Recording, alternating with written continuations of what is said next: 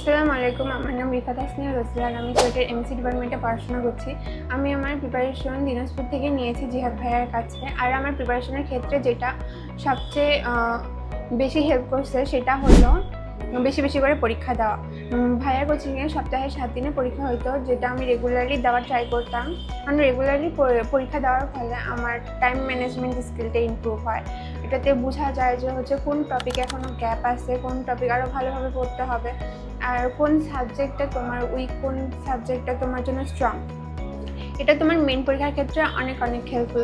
যেমন মেন পরীক্ষার হলে যায়, ভাইয়া আমাদেরকে সাজেশন দিছিল যে পুরা কোশ্চিনটা আগে দেখে নিবা যে কোন সাবজেক্টটা ইজি আসছে সেটা দিয়ে শুরু করবা। এক্ষেত্রে আমি একটা ভুল করছিলাম, আমি শুরুতেই ম্যাথ দিয়ে শুরু করছিলাম। কারণ ম্যাথ আমাদের কোশ্চেন ইজি হলেও অনেক লেন্দি থাকায় আর কি ম্যাথে আমার টাইম বেশি চলে যায়, ফলে অন্যান্যগুলোতে আমি তেমন অত ভালোভাবে করতে পারিনি। এটা আমার ভুল ছিল। কিন্তু তোমরা যদি বেশি বেশি আরও এক্সাম দাও তাহলে তোমরা বুঝতে পারবা যে কোনটা দিয়ে তোমাদের করা উচিত। আর তোমরা অবশ্যই যাই আগে দেখবা যে কোন সাবজেক্টটা ইজি, কোন সাবজেক্টটা দিয়ে শুরু করা যাবে। কারণ যদি তোমরা কঠিন সাবজেক্টটা দিয়ে শুরু করো, যেটা কোশ্চেন কঠিন আসে, তাহলে তোমরা প্যানিক হয়ে বাকি পুরো পরীক্ষাটাই তোমাদের জন্য খারাপ হয়ে যাবে।